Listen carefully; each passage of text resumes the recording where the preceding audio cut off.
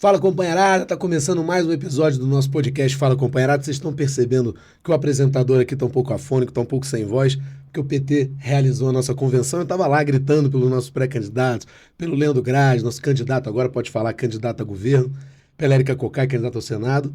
E uma das turmas mais barulhentas, a turma mais barulhenta que estava lá, eu estou recebendo aqui o representante dela, Ricardo Vale, deputado distrital, uma das referências, companheiro de luta. Obrigado por aceitar nosso convite. Obrigado, Luiz. Obrigado pelo convite. Realmente foi uma grande festa ontem, né?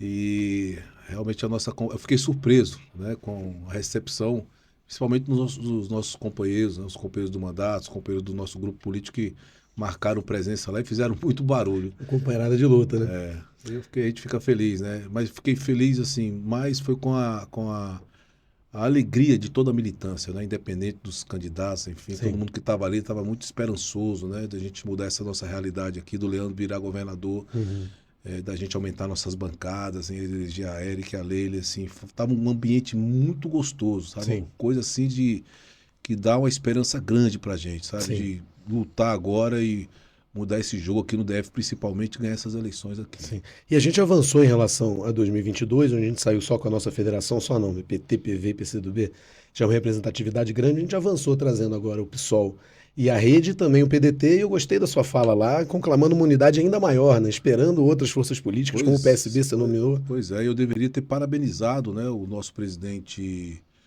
o Guilherme, o próprio Leandro, porque eles são responsáveis por isso, né? Porque trabalharam muito. Eu acompanhei, eu sou da executiva e vi o esforço que eles fizeram, a paciência Sim. histórica que eles tiveram no sentido de ampliar o máximo possível. Infelizmente o PSB não veio, paciência, a gente tem que respeitar a decisão deles, mas realmente é um leque de partidos aí muito importantes, né, para a nossa campanha, para a nossa luta. Então, fiquei muito feliz com isso. Quero parabenizar, aproveitar aqui a audiência e parabenizar. E é isso que você falou. Agora é a gente trabalhar, enfim, e isso dá uma esperança grande para a gente. Maravilha. Eu sempre pergunto aqui, tem um livro do nosso companheiro Frei Beto, A Mosca Azul, né, que é quando o cidadão, o militante, enfim, é tocado pela mosca do poder e muda. Eu sempre pergunto aqui como que a mosca vermelha picou nossos convidados e convidadas aqui, né? Como que você se percebeu de esquerda? Como que você lançou sobre o mundo um olhar sensível e crítico, né? Sobre a justiça social, sobre a necessidade, né, da justiça social, como que a pobreza te afetou? Quando que essa chave virou, né? Cara, isso veio da minha família, assim, principalmente da minha mãe, sabe? Minha mãe criou 12 filhos. Ela foi sempre 12 dona de filhos. casa. E meu pai taxista. Depois ele arrumou um emprego na Nova Cap aqui. Ele era taxista e trabalhava de motorista na Nova Cap. Então minha mãe, além de criar os 12 filhos ali no dia a dia, ela abraçava a rua inteira. Na minha casa, por dia, entrava ali umas 30 mulheres, né? Mães dos nossos amigos ali. Então ela abraçava a rua inteira. E ela prestava um serviço assim, sabe? Tanto de atendimento psicológico, era isso que. Depois que eu fui entender, que eu fui ficando mais velho, fui vendo o que minha mãe fazia. E as questões sociais que ela fazia bazar para ajudar as mães mais pobres, as famílias mais pobres ali da rua, enfim. A gente já chegou e foi morar em Sobradinho, eles vieram do Ceará, né? Eu já nasci, mas. Sim. Então eu fui vendo aquele movimento e depois eu Você fui. nasceu aqui em Brasília? Eu nasci em Brasília. Sim. Meus irmãos, 6 nasceram no Ceará e 6 nasceram aqui no Distrito Federal. E foi nesse ambiente, né? Minha mãe era muito religiosa também, muito católica, a gente ia muito para a igreja, levava a gente para a igreja, enfim, todos nós, né, fizemos todos aqueles ritos da igreja católica, que foi importante para minha formação também. Mas foi ela, porque ela, além de criar os 12 filhos, ela ajudava muita gente, né? E aquilo ali a gente depois foi entendendo por que ela fazia, depois a gente foi criando consciência política, e depois a importância do trabalho dela, de ajudar as pessoas, e aquilo ali despertou não só em mim, mas em toda a minha família, meus irmãos, todos nós somos envolvidos por política. Eu me filiei nos anos 80 ali, 86, 87, com 18 anos, 18 anos de idade. O Paulo, meu irmão, que foi deputado distrital, deputado federal, enfim, está lá no Tribunal de Contas, os outros irmãos nossos, a família todinha acabou se filiando ao PT, os 12 irmãos, meu pai, minha mãe. E isso que nos inspirou, né? Não só a mim, mas toda a minha família. A família é grande, então Agora nós já temos, eu devo ter, a última vez que eu contei era 60 sobrinhos, né? Então a família já cresceu muito e sim, todos são filiados ao PT. Olha Todos. só. Então é uma família de consciência política, ideológica, fruto desse trabalho da minha mãe, que começou lá, que serviu de exemplo para a gente, né? Ajudar o próximo. E a gente, os nossos mandatos, seja do Paulo e o meu, a gente está sempre procurando, né? Ajudar as pessoas, ajudar os trabalhadores e todos os segmentos. Então, foi daí que a gente foi picado por essa mosca aí. E graças a Deus, sabe? A gente tem sido, do ponto de vista, não só do ponto de vista político, mas do ponto de vista social também. Minhas irmãs são envolvidas com o movimento social, meus irmãos da igreja, enfim. A gente se preocupa muito com essa coisa de ajudar o próximo. Sim. E aí na política eu tento fazer o máximo possível, né? Sim. Interessante. E como é que o esporte entrou na sua militância? Porque você foi diretor da administração, né, de Sobradinho, diretor de Foi, esporte, né? foi. Esporte e lazer. Isso, Tem a lei dos boleiros, Bolsa Atleta para gestante, puerpérias, né? Tem isso. Isso também veio de puérperas. infância, né? Meu pai era um cara que incentivava muito a gente a praticar esporte. Meu pai era muito inteligente. Falou, pô, essa molecada estuda de manhã aqui à tarde, eles deveriam. Aí tinha aqueles agentes sociais, esportivos, que montam aqueles times de futebol, escolinha de futebol. Uhum. Ele botava a gente lá. Então, nós somos 8 homens. Os 8 jogaram futebol. Então, o futebol inspirou muito a gente, mexeu muito. A gente conversava muito sobre esporte e jogava bola. Você é Corinthians ou Palmeiras, viu? Eu sou Palmeiras. Palmeiras. Sou Paulo Palmeiras. Tadeu que é Corinthians. Paulo Tadeu com lá, 3 Olha corintianos, só. 3 palmeirenses. Você imagina a gente novinho, o pau quebrava quando jogava Palmeiras e Corinthians, né?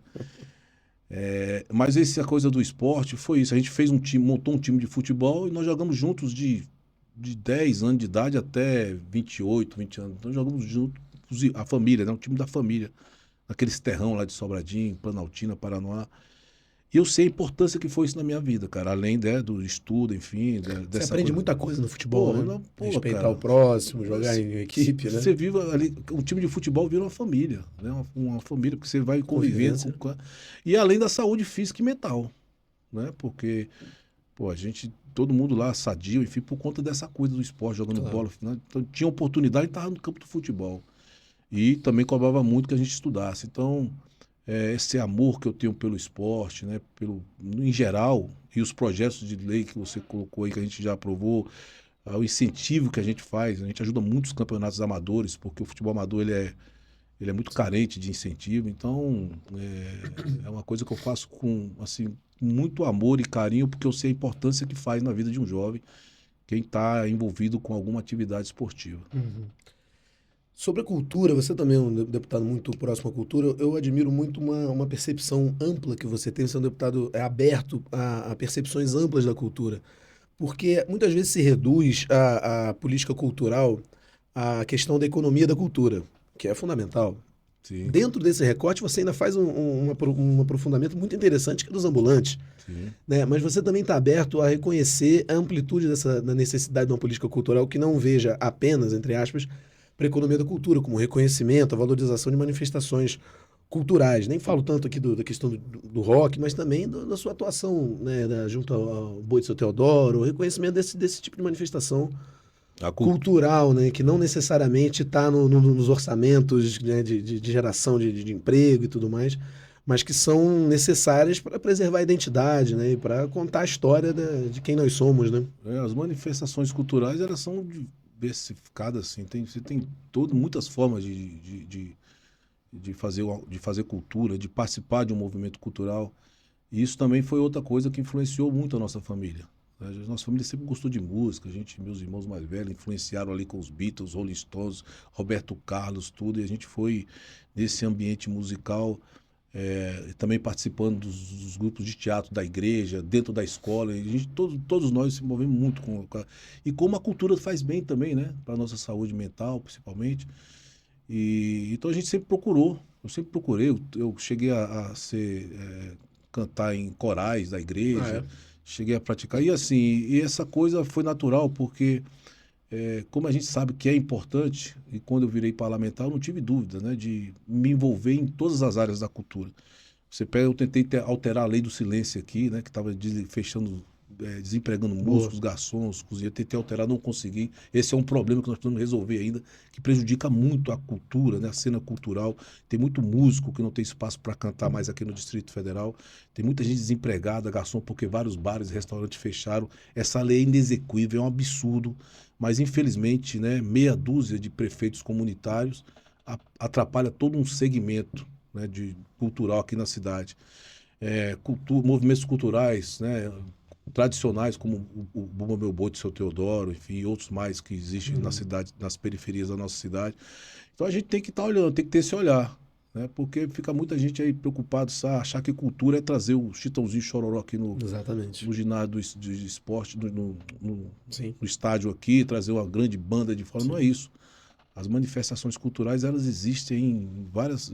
Nas escolas tem muitas manifestações, tem muitos projetos, e que se a gente não incentivar, eles não saem do papel. E aí não ajuda, né? Não ajuda na formação de um jovem, de uma criança. Então, realmente eu gosto muito também de investir em cultura.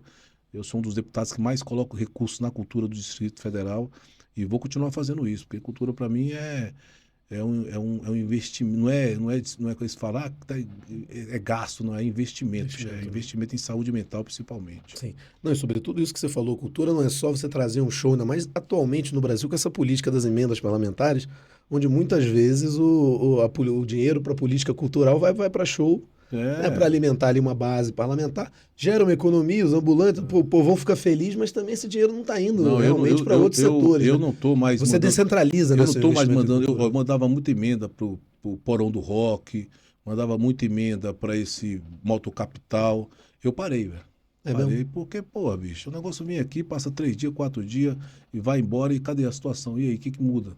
Então, eu estou investindo mais em atividades assim, sabe, específicas aqui da cidade mesmo, projetos que duram aí 6 meses, 7 meses, porque aí eu acho que, além de ser uma coisa mais, que forma mais, né, os jovens, gera emprego e renda para muita gente aqui nas nossas cidades. Interessante. Sobre a Lei do Silêncio, a gente fez um bom debate aqui com a Ana Paula Cosinato, né, nossa secretária de Cultura aqui do PTDF, e com o Rafael Reis, aqui do No Setor, trazendo justamente essa necessidade, na opinião deles ali, de reformar a Lei do Silêncio. Você participa dessa opinião, né? Você comunga dessa opinião. Não, eu apresentei o projeto em 2015, mudar, né? Aí o projeto chegou aí para o plenário para votação há 6 vezes, 2016, 2017, e, como eu falei, meia dúzia de prefeitos comunitários derrotaram todo um segmento. Né? O próprio sindicato dos bares, o sindicato dos músicos, o pessoal da cultura não achou que o projeto ia passar fácil, não passou. Tive que retirar várias vezes o projeto. Tive não, né? O presidente retirava, na época do Joey Vale, com medo da pressão da Rede Globo, enfim, dizendo que a gente queria aumentar o barulho, prejudicar as pessoas. Que prejudicar o quê, rapaz? Ninguém quer tirar o sossego de ninguém, não. A gente quer que tenha condições de ter a atividade musical. Porque hoje não é impossível. A nossa conversa aqui, um radinho de pilha ligado aqui, já dá acima dos limites, dos decibéis permitidos. Aí, essa lei tem que ser alterada. Foi alterada em vários estados, mas aqui existe um receio, existe um medo, inclusive do próprio segmento político, de fazer essa alteração. Eu falei no ano passado, ou no ano retrasado, com o segmento da cultura, o pessoal me procurou, e eu falei com eles, olha, vocês têm que fazer um projeto agora de iniciativa popular, porque da outra vez foi eu que apresentei o projeto. E apanhei pra cacete, velho. Aí eu falei, vocês fazem um projeto de iniciativa popular, pegam aí 20 mil assinaturas, eu consigo aqui os 13, 14 votos na Câmara. Porque aí não fica o projeto do Ricardo Vale, não fica o projeto do Chico Vigilante, ou do fulano de tal, ou da Ciclano.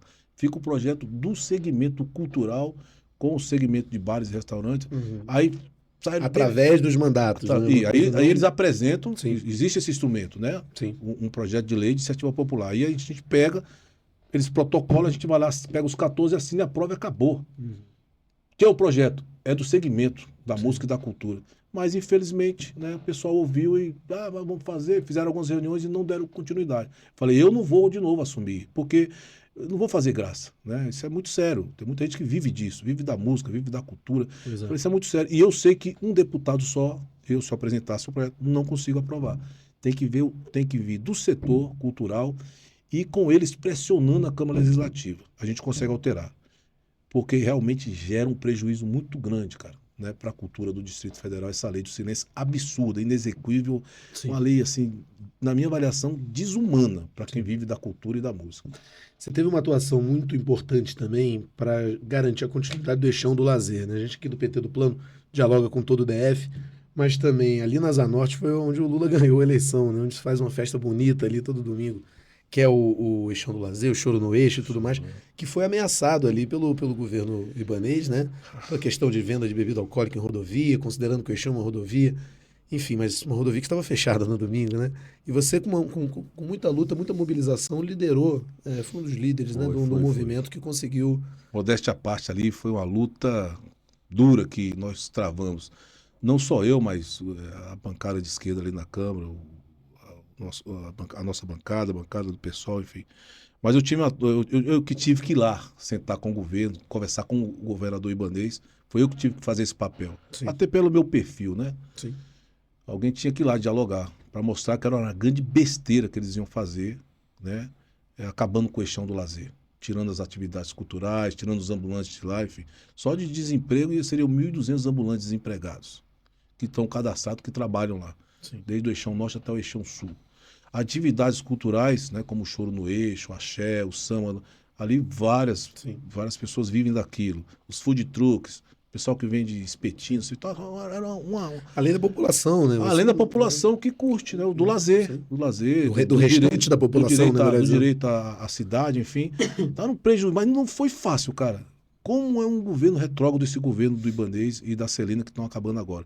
Que coisa absurda. Foi uma dificuldade, velho. Tivemos que fazer audiência, encher aquela Câmara Legislativa, dialogar. Mas aí surgiu um cara, eu sou obrigado a falar, além do presidente Wellington, né, que ajudou, o presidente Wellington Luiz, presidente da Câmara. Você é o vice-presidente, Sou vice, Eu falei para ele, pô, bicho, mesmo ele não tendo assim tantas informações, ou não interagir, ou não conhecer tanto o Eixão do Lazer, ele foi muito importante nesse processo de articulação com o governo, cavou as reuniões para mim, e o Fauzi, do DR, que é o diretor do DR, porque precisava só que o DR reorganizasse ali fizesse um plano de ocupação melhor, organizando as coisas, botando as coisas no lugar, e foi feito tudo isso. Demorou uns 3, 4 meses, saiu um novo plano de ocupação lá, tudo, melhorou muito o Eixão do Lazer. Né? E eu curto, eu gosto de ir ali, ouvir música, gosto de ouvir rock ali. Tem alguns projetos nossos, como o Asas do Rock, que funciona ali no que é o Dilson que promove, que eu ajudo com emenda. Então, assim, é muito legal aquilo ali. É a praia do Brasiliense, cara. Então, como é que você ia acabar com o negócio daquele?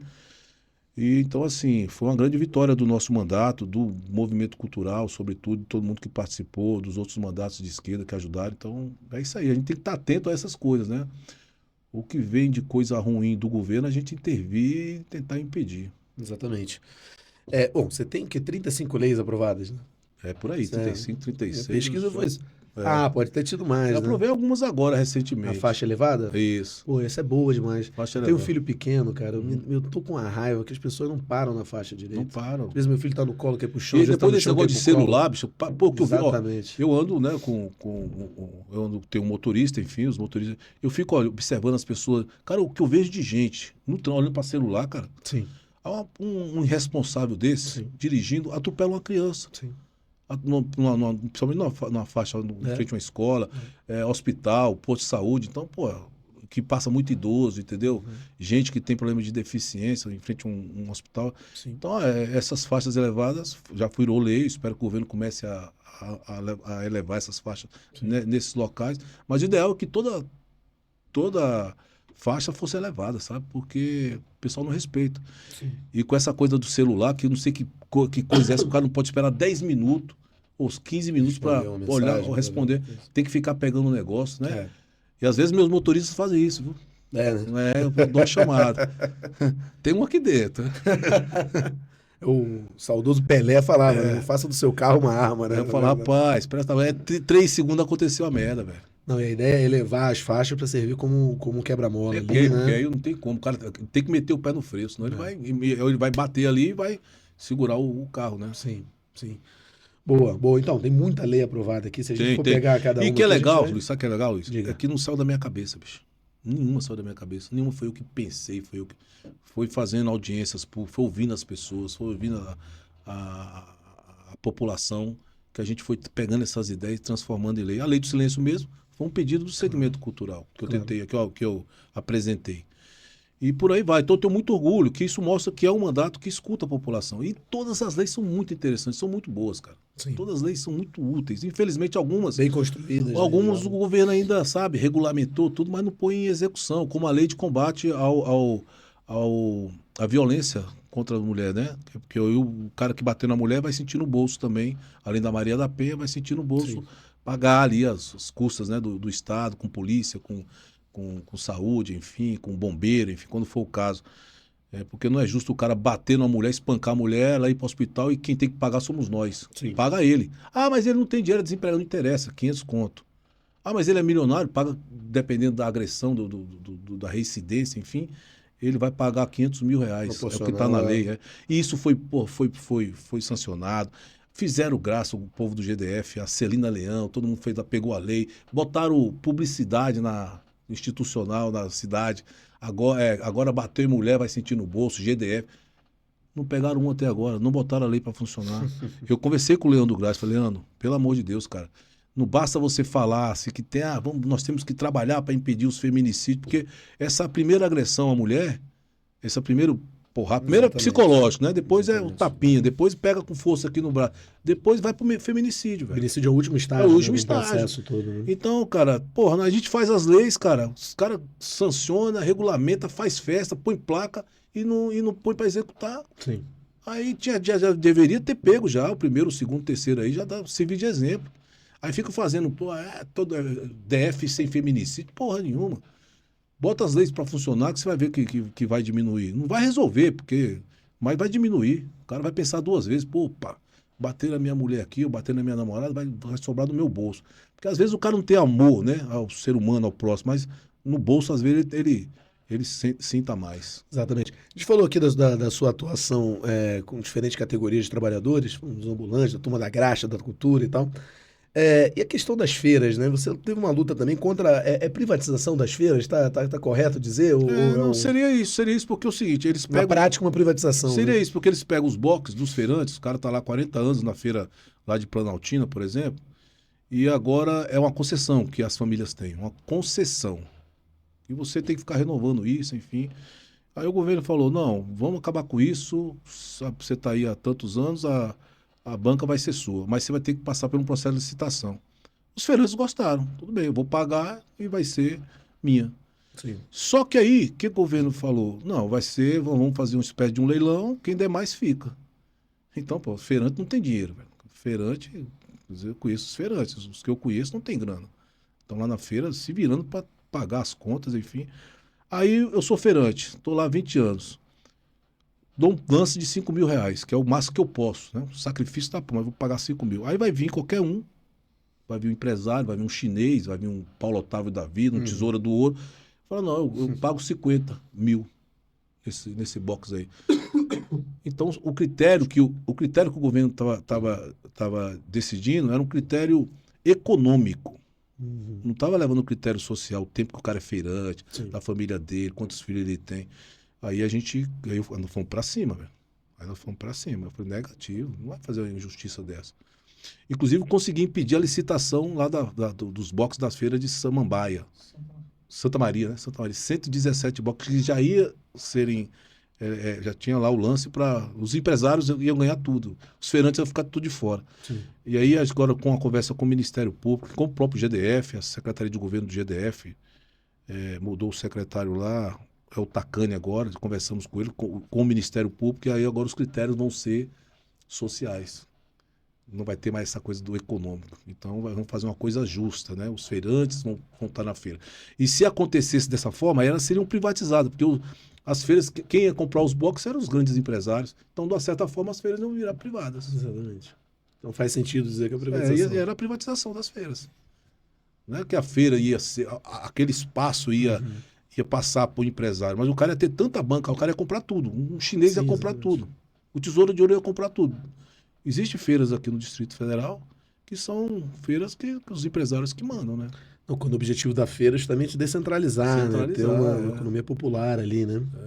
Esse tipo de coisa, assim, é a característica do nosso mandato. Tem os problemas, o pessoal chega e procura a gente, sabe, às vezes a gente tem que ser mais duro, às vezes tem que ser mais flexível, mas o mais importante é a gente resolver o problema da população, dos trabalhadores. Boa. Você entendeu os exemplos aí, o parlamentar ele tem que estar atento a isso, resolver os problemas.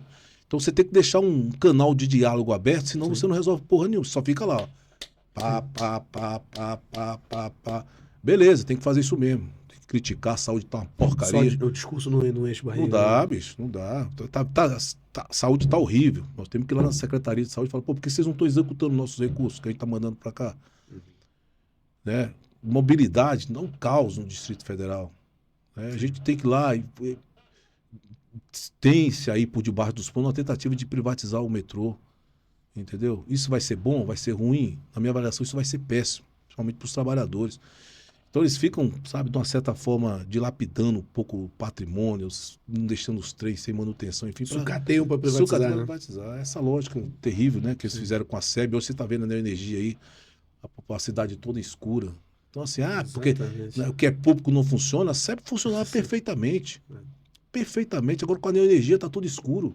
Cidade cheia de pontos aí de sem luz. Peixinho aqui à noite, isso não enxerga, horrível, né? Horroroso. Então, não é essa história de que aqui é público, não funciona, só funciona o que é privado. Conversa fiada. Exatamente. Eu vi uma entrevista sua hoje, aliás, agora há pouco. Interessante, Ingrid. Você defendeu ali que o PT defende família. Que a gente fica sofrendo fake news, né? Às vezes até nosso discurso às vezes é mal compreendido, né? Eu lembro daquela frase do Duda Mendonça, que, né, importante na comunicação não é o que a gente fala, é como entendem o que a gente fala, né? É verdade. Queria ouvir sua opinião sobre isso, sobre a questão, isso, o PT é o Bolsa Família, é o pé de meia, luta pela Bolsa Família, inclusive no cartão com o nome da mulher, né? O PT defende família. Queria ouvir que você aprofundasse um pouco mais, que não deu tempo. É verdade. O apresentador encaminhou outro assunto. Queria ouvir sua opinião a respeito. Isso é uma coisa muito interessante, cara. A gente tem tantos projetos sociais, né? Os nossos governos, os governos democráticos, os governos de esquerda. Todas essas políticas que beneficiam as massas, né? A população mais pobre, são nosso governo.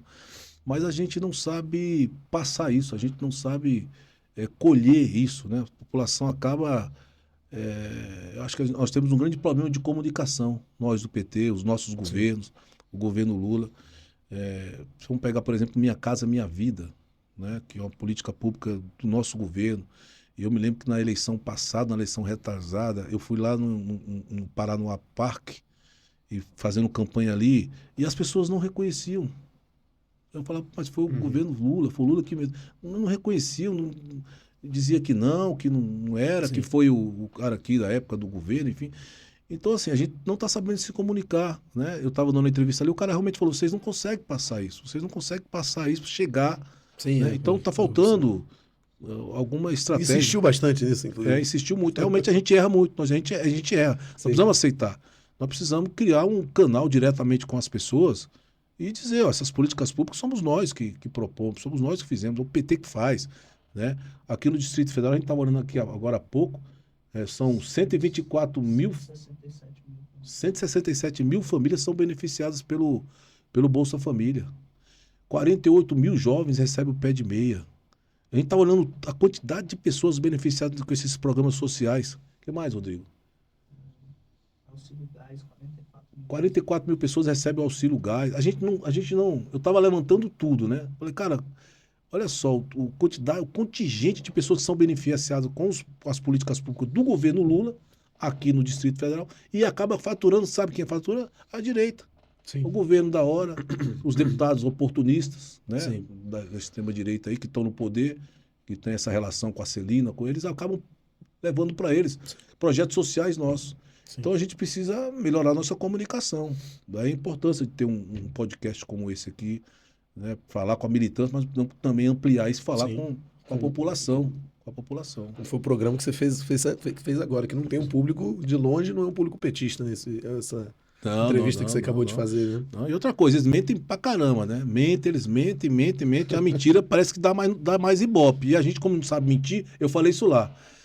Falei, cara, mas como é que faz? Eu falei, a gente fala a verdade, cara. E aí os caras vêm falar mentira. A mentira tem um peso maior 10 vezes, que parece que fala a mentira vale mais. As pessoas preferem acreditar na mentira do que acreditar numa verdade. Sim.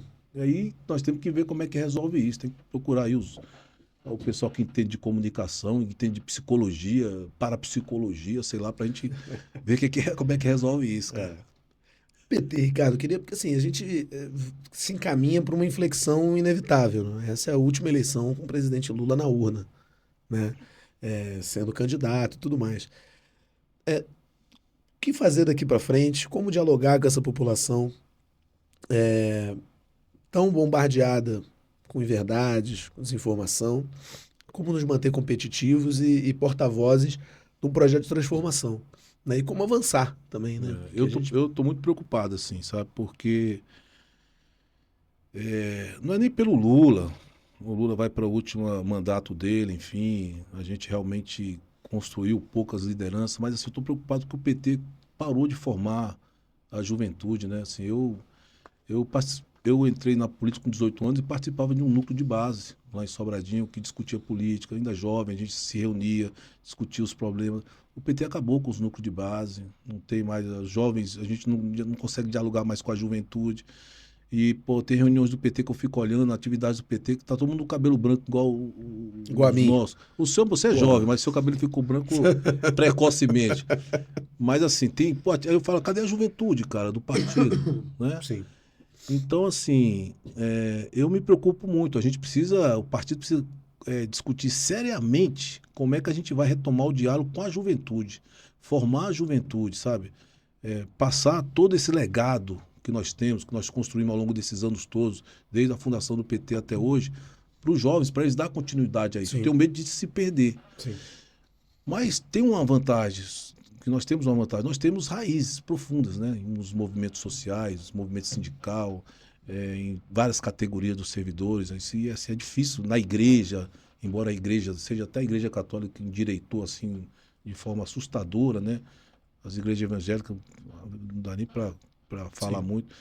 Mas a gente precisa buscar isso também, sabe? Acho que é melhorar nossa comunicação e voltar a dialogar com a juventude. Senão a gente pode acabar em poucos anos. Vou ser bem sincero aqui, nós estamos num programa de companheiros. Me preocupa muito o futuro do PT. Sim, né? Você falou da importância do podcast. Inclusive, hoje tem uma cena de podcast promovendo um monte de debate com gente jovem. Enfim, chamando a atenção de um jovem para ele ficar 1h30 ouvindo sobre política. E eu sinto que tem uma subrepresentação do PT lá. Pouca gente do PT representando lá.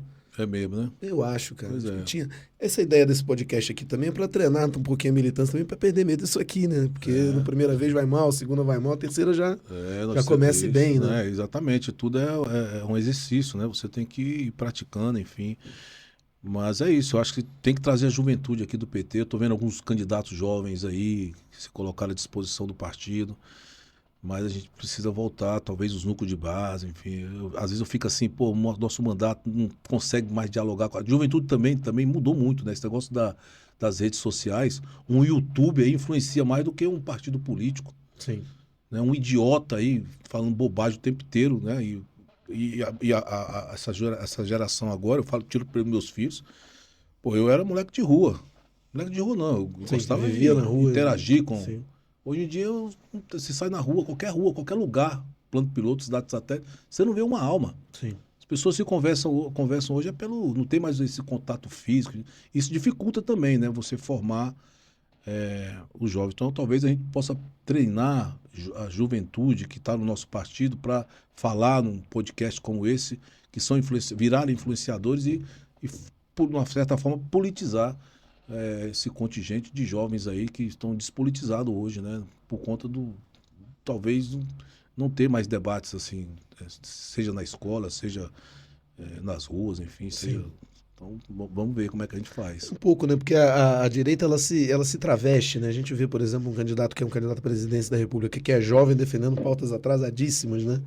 Então, um pouco de análise de discurso também que a gente precisa... É isso, é comunicação, né? Acertar o tom. Verdade. Porque os adversários são difíceis, né? As redes sociais não são nossas, o algoritmo não... Mas quando a pessoa é despolitizada, aí essa pauta idiota que esses caras trazem, influencia. Você não tem discurso político. Aí vem os pastores, né? Sim. Vem os pastores, aí influenciam lá os jovens na igreja, e eles têm uma estratégia agora de levar esses caras para fazer retiro, enche os ônibus, leva para uma chácara aí, tá, e fica lá lavagem cerebral, aí vão enfiando a política, Sim. já avisando. Então, assim, eles estão bem adiantados, né? E usando muita mentira, assustando muito, amedrontando a juventude. Sim. Amedrontando eles, falando que o PT, nós somos do mal. a esquerda é comunista, que a gente não é da família, que a gente quer liberar as drogas, que a gente quer matar, que as meninas se engravidam para fazer aborto. Essas baboseiras. Você faz filho para ganhar Bolsa Família. Isso, faz filho. Assim. Essas porcaria toda aí que, né, que nós vamos fechar as igrejas. Sim. E, aliás, se preparem por quantidade de baboseira que deve vir agora, né? Porque toda a campanha eles vêm com um monte de absurdo, né, para cima da gente. E a gente não está sabendo, né, sair dessa. Quantas igrejas o Lula fechou nesse mandato agora, você sabe? Porque eu ouvi falar que abriram foi muitas.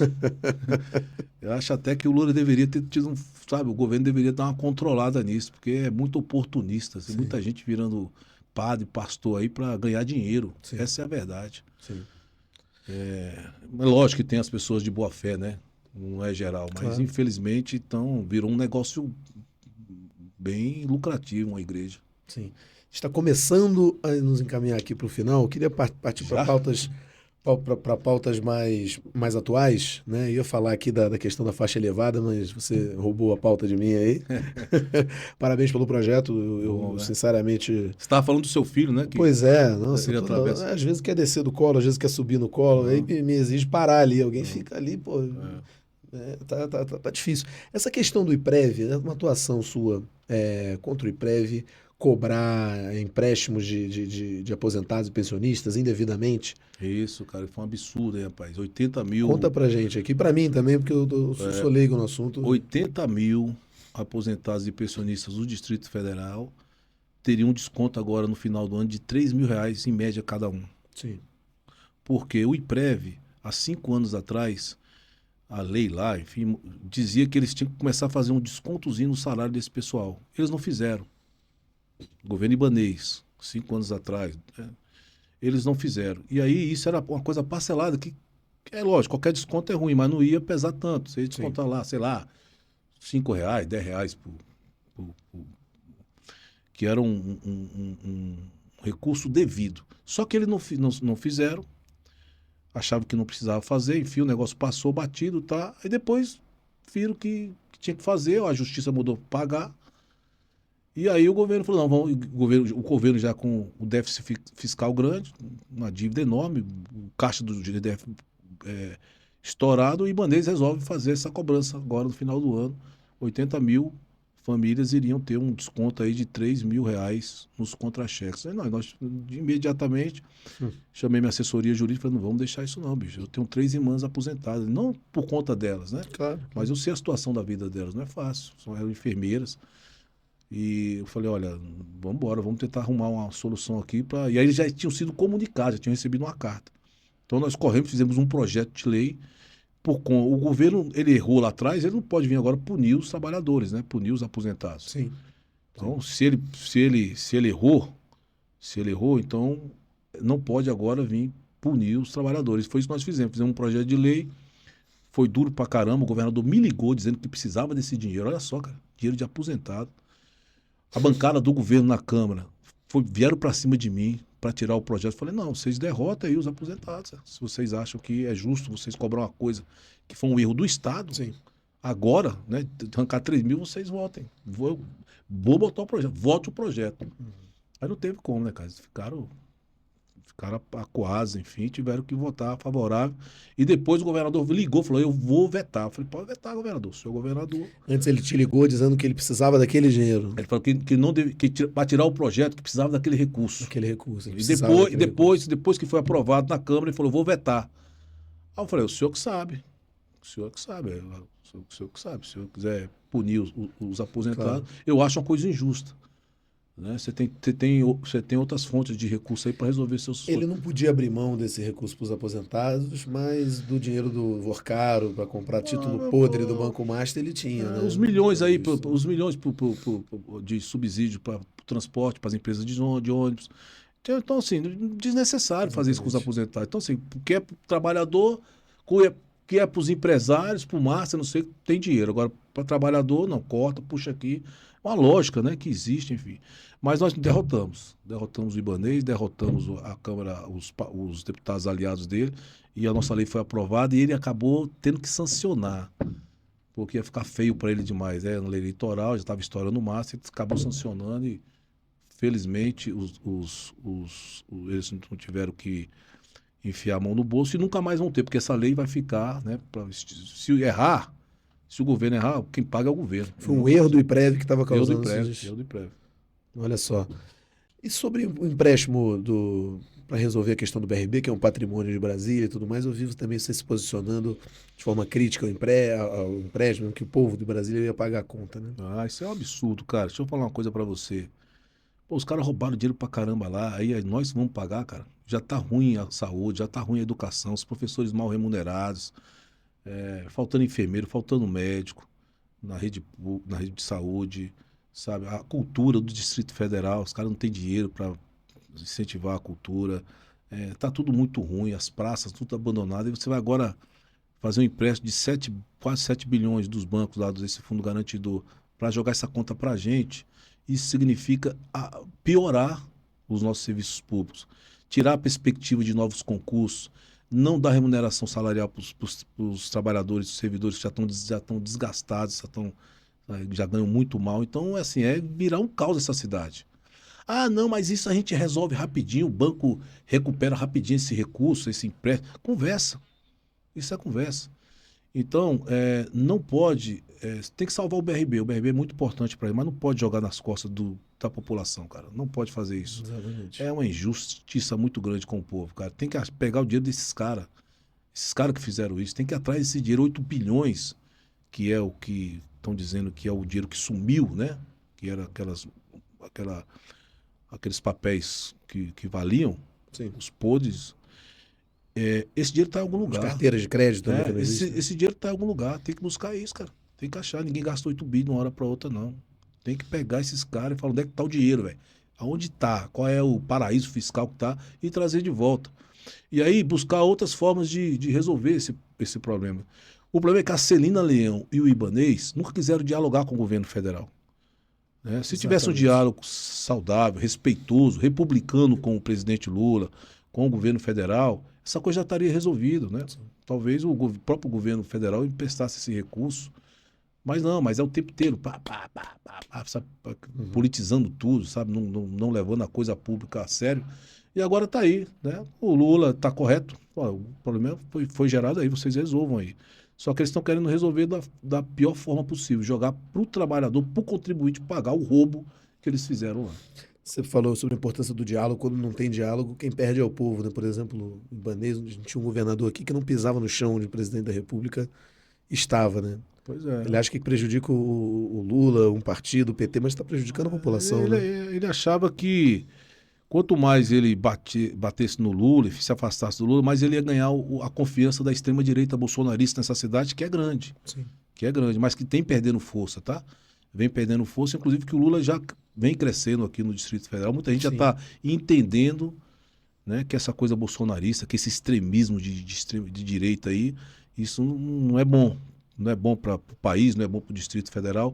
E eu tenho dialogado muito, né, com pessoas que eu conheço, que são bolsonaristas, que estão iludidas, né, ainda com esse pessoal, e estou conseguindo aí, no debate, com tranquilidade, mostrar para eles, né, que esse não é o caminho melhor. Sim. Porque todo fascista é bolsonarista, mas nem todo bolsonarista é fascista, né? Muita gente iludida. Tem gente que acha que é isso mesmo. Tem gente que acredita no pastor que é bolsonarista, que ele está falando a verdade. Não está, ele está mentindo. Sim. Tem muita gente que acredita em mentira. Então a gente tem que fazer esse debate. Todos nós, sabe, que temos consciência política, sabe, que não somos fundamentalistas. Se a gente não souber dialogar com esse pessoal, a gente perde eles. A gente vai perder eles para os fascistas, né? Nós perdemos muita gente, mas dá para recuperar muita gente ainda. E nós vamos recuperar. Não, até porque se a gente for ver os ensinamentos de Jesus Cristo, não tem nada a ver com o que a pauta que a extrema-direita defende, né? Armamento, né? Enfim. Ricardo, quais são suas prioridades para o próximo mandato como deputado distrital? Cara, as minhas prioridades, cara, vai ser tentar melhorar mais ainda essas políticas que a gente vem trabalhando, sabe? Assim, não basta só manter o box da feira. Por exemplo, as feiras estão caindo nos pedaços. Tem que arrumar as estruturas dela, tem que botar cultura dentro das feiras. Porque se você melhora ali o ambiente, arruma os banheiros, põe uma atividade cultural, mais gente vai frequentar aquele espaço, então vai gerar, né, mais renda. A gente precisa arrumar um jeito de remunerar melhor os nossos professores. né? Porque os professores estão desanimados. Felizmente, as nossas escolas estão bem, porque os deputados podem mandar recursos via PEDAF. Nós transformamos as escolas públicas. Eu sempre estudei escola pública. Eu entro numa escola pública hoje, pego a escola pública da minha época, tem escolas públicas aí que não deixa nada a desejar para uma escola particular. Sim. Então, do ponto de vista de estrutura, é lógico que tem que ficar mantendo, tá beleza, mas a gente precisa melhorar as condições de trabalho e o salário dos trabalhadores, no geral, né, dos servidores públicos.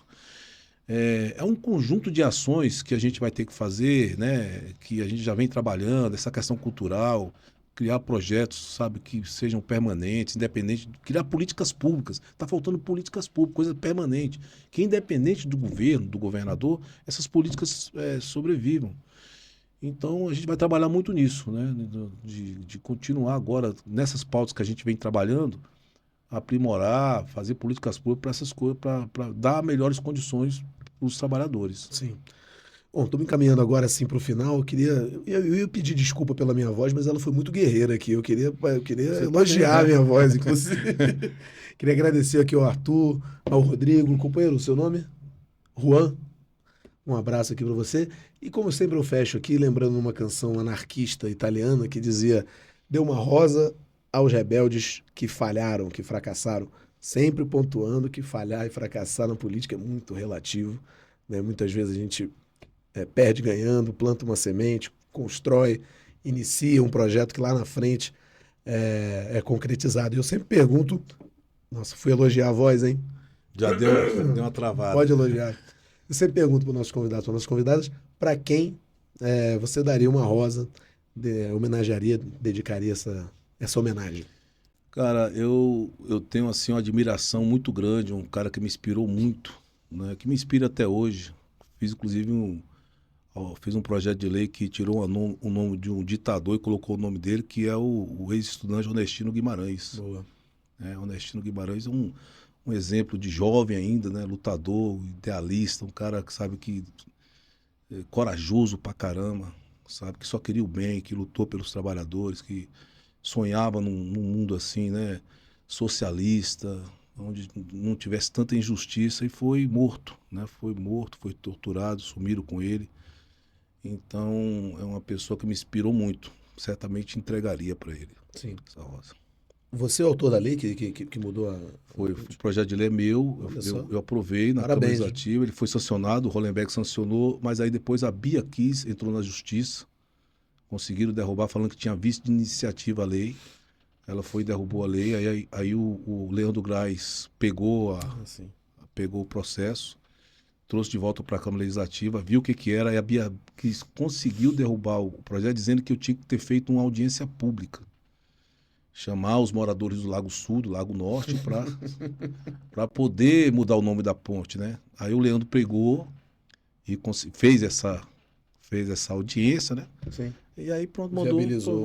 Aí, por um milagre, o Ibanez sancionou, não sei nem porquê, né? E graças a Deus lá está lá o nome Ponte Onestino Guimarães, e quando eu passo lá me dá uma alegria muito grande. Então, acabou sendo um projeto de lei de autoria minha e do Leandro Graz, né, do futuro governador do Distrito Federal. Pô, que maravilha. Nenhuma homenagem quando ele virar governador do DF, vamos comemorar a vitória dele e a nossa reeleição lá na Ponte Onestino Guimarães. Lá na prainha, isso. Nenhuma homenagem a ditador. Parabéns aí também, parabéns pela luta, pelo mandato de luta, e muito obrigado por ter aceito o convite. Obrigado, Luiz, parabéns aí pelo programa. Demais. Valeu, companheirada, até a próxima.